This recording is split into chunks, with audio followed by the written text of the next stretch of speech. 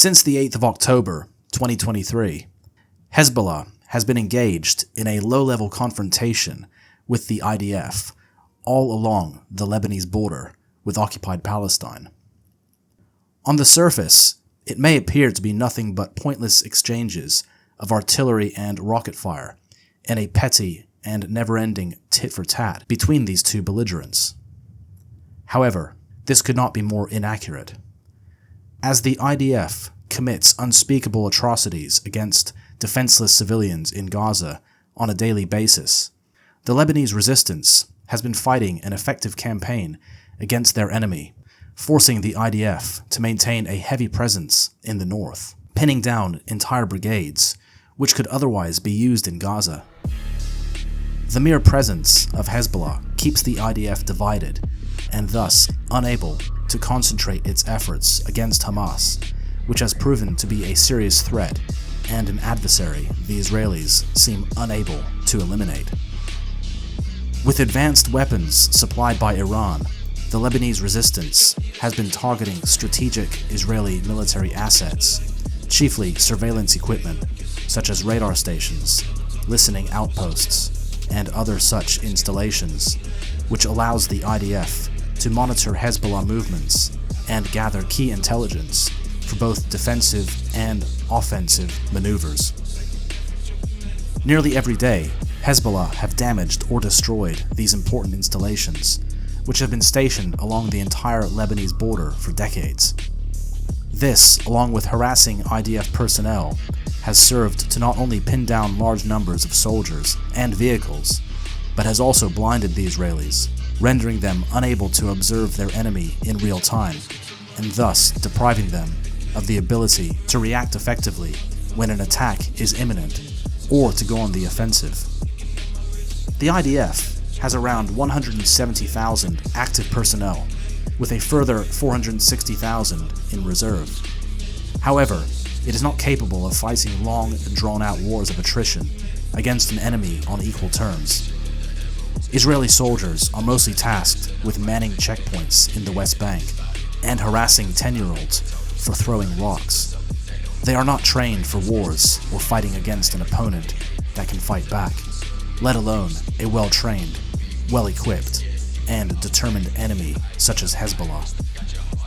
They are trained for short, limited engagements with the strategy of striking hard and fast with the hope of knocking the enemy out of the fight early. The IDF's reputation of invincibility has long gone. However, many Zionists still cling to this idea in the hope that they can maintain dominance in the region through fear.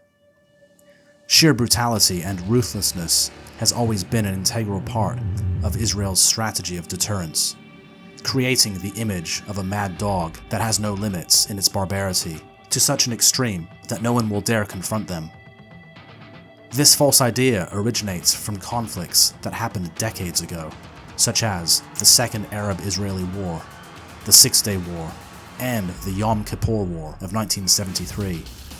These wars were for the most part short campaigns of conventional armed conflicts, where the belligerents on all sides were fielding regular standing armies, air forces, and navies. Israel enjoyed full support from the US and all the most advanced weaponry of the time, giving them a technological advantage over their enemies, which relied mostly on older equipment, albeit with some modern Soviet hardware. Without the USA, Israel would never have been victorious in any battle, and would not have survived long, if at all, as a self-proclaimed state on its own. These quick and decisive victories helped to create this idea of the unbeatable IDF. Also, their strategy of collective punishment and treating non-combatants as legitimate targets has added to the fear factor, as they employ terror to try and break the will of the civilian populations unfortunate enough to be in the firing line. The idea of inflicting maximum pain and terror only creates more opposition and strengthens the resolve of the native populations, who quickly learn that the Zionists cannot be reasoned with and only bring death and destruction. This was nothing new, as the Zionists had been committing atrocities against civilians since the 1930s, culminating in the Nakba Nakba in 1948. The rise of resistance movements is something that can only be expected in the face of such barbarism. It is a natural reaction, and dismissing this as terrorism is nothing but ignorance and deceit. Labeling resistance fighters as fanatical terrorists for the purpose of discrediting and demonizing them is intellectually dishonest and particularly insidious. It is a projection of the perpetrator's own guilt and attempt at deflecting their own crimes onto the people who are simply defending their land. As if the dweller of a home is somehow guilty of a crime when he harms a hostile intruder intent on causing him and his family harm. As if there is something unusual about defending one's property, and doing so gets one labeled a terrorist. Yet, this is exactly the situation in occupied Palestine. The last time Israel led a successful campaign was in 1982, when they invaded South Lebanon for the purpose of neutralizing the PLO, which is the Palestinian Liberation Organization, which had been operating from inside Lebanon. Although the initial invasion was a success, holding the territory proved difficult and costly, as the IDF found itself bogged down in an unconventional guerrilla war that lasted nearly 20 years, in difficult terrain that favors the defender. Not to mention, they were an occupying force, hated by the local population, who were only too familiar with the IDF, whom just a few years earlier had invaded South Lebanon, showing no mercy and committing countless atrocities. The Israelis viewed Arabs as subhuman and treated them accordingly, leading to the creation of organized resistance movements, such as Hezbollah. The only reason Israel was able to hold on to what became known as the Security Zone was the sectarian division they had created within Lebanon, exploiting the various religious groups and convincing many of the Maronite Christians in particular to side with them against the Islamic resistance. These Arab Christians formed the South Lebanese Army, which was supposed to assume the role of manning the security zone, a designated buffer along the entire border region, some 5 to 20 kilometers deep inside Lebanon, keeping northern Israeli residents safe from the resistance, and replacing the IDF once it had withdrawn back into occupied Palestine. However, the South Lebanese Army quickly disintegrated and collapsed upon IDF withdrawal in May of 2000, in a remarkably similar scenario some 20 years later in Afghanistan. Israel's 22-year occupation and war in Lebanon ended in failure. Not only were they ejected from all of Lebanon, apart from the Sheba farms, they failed to remove the threat posed by the resistance. Yes, the PLO was forced out of Lebanon, but almost immediately in their wake came a new resistance movement, known as Hezbollah, which would become an even greater threat to the Zionists, who in their pride and arrogance and complete disregard for the local civilian population, whom they had brought great suffering to, rose this formidable militia that would grow into a powerful adversary and go on to haunt the IDF to this day. In retrospect, we can conclude that the invasion and occupation of Lebanon was a strategic mistake and had the reverse effect in making the northern frontier even less secure for the Zionist occupiers, essentially creating a stronger enemy right on their doorstep. In 2006, the IDF once again crossed into Lebanon with the intention of destroying Hezbollah once and for all. However, the mission didn't quite go to plan, and Israeli forces quickly fell into a series of ambushes and were stunned by a well-organized and well-prepared opponent that quite literally stopped them in their tracks, barely 500 meters across the border, ending in a crushing defeat. Hezbollah defenders, numbering just 3,000, had managed to hold off an invading force of around 20,000 IDF soldiers, hundreds of tanks with full air and naval support, and ground artillery. After a month of combat and sustaining heavy casualties, the attack was called off and Israel was forced to withdraw. With no objectives being met, it was a humiliating retreat back across the border. Hezbollah even managed to strike and disable an Israeli warship some 10 nautical miles off the coast. The tide had turned.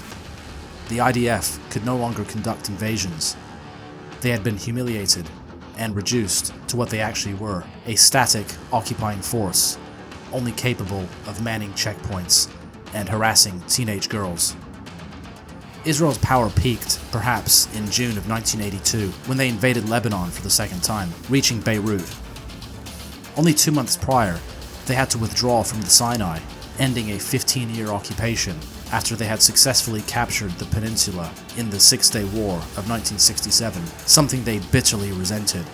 And perhaps their assault on Lebanon was a result of this, and an attempt at some sort of consolation with a new land grab. Either way, Israel was at its maximum territorial extent until losing the Sinai.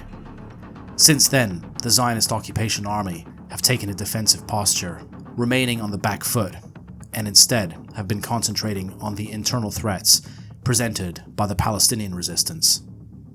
Conversely, Hezbollah's capabilities have only increased since its inception 42 years ago. Despite Israel's attempts at dislodging and destroying them, they have only increased in strength. Yes, they are backed by Iran, but Israel is backed by the USA. The difference is the US has also declined in power, especially in the last 10 years, meaning they cannot provide sufficient support to maintain Israeli power, whereas Iran has steadily become more powerful, despite 45 years of sanctions and many regime change attempts. Hezbollah has gone from a ragtag, sandal-wearing militia armed with little more than AK-47s and crude rockets, to a sophisticated military with more potency than most modern armies in Europe.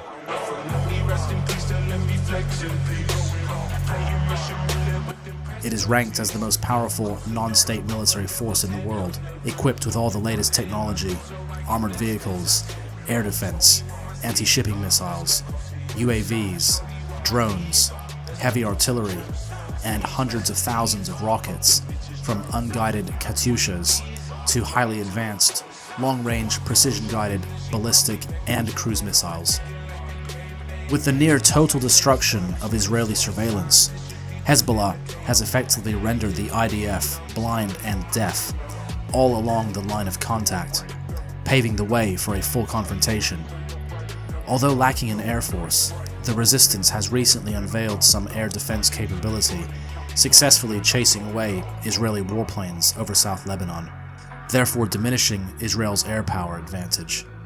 In addition, Hezbollah managed to conduct an airstrike of their own for the first time against the Zionists, using a missile-firing UAV, not a suicide drone. Israel's navy is also proving to be ineffective. As their air force once enjoyed complete dominance over the skies, Israeli warships are now vulnerable to long-range anti-shipping missiles. Therefore, they can no longer operate off the coast of Lebanon, as they once did, and were able to shell mostly civilian targets. This also applies to the US Navy. Now that the odds have been evened, there is actual parity between these two belligerents. Hezbollah proved in 2006 that they could defeat the IDF in open combat, therefore safeguarding Lebanon from occupation. Conquering territory is a thing of the past, something the IDF will never achieve again. Those days are gone. Hezbollah currently has 150,000 battle-hardened soldiers that we know of, fighting to defend their homeland and their people against a diabolical enemy that deliberately kills civilians and even brags about it. Whereas the IDF is mostly made up of conscripts, mainly from Europe and America, residing in a colony carved out of Palestine, and therefore without just cause. There are many parallels that can be drawn between the Zionist war in the Levant and the Vietnam War of the 1960s and 70s. In both cases, we see an outside force occupying a land which it is attempting to subjugate and control. Like the US, Israel has become too reliant on air power and struggles to engage the enemy with land forces on the ground. Regardless of how many bombs are dropped, boots on the ground is the only way to occupy and defeat an opponent, especially Hezbollah, which has a vast tunnel network, giving them complete protection from enemy fire, effectively making them invisible and able to move undetected, not to mention the capacity to produce and move weapons. They are quite literally rooted into the land, both physically and spiritually. Not only would it require at least 500,000 infantry, but they would need to enter these tunnels if the IDF were to stand any chance at victory. It would be such a monumental effort that the outcome would at best be a Pyrrhic victory. albeit short-lived, as it wouldn't take long for a new resistance movement to rise up from the ashes. That being said, this hypothetical is extremely unlikely, as Israel lacks the manpower and logistics, not to mention the resolve and morale.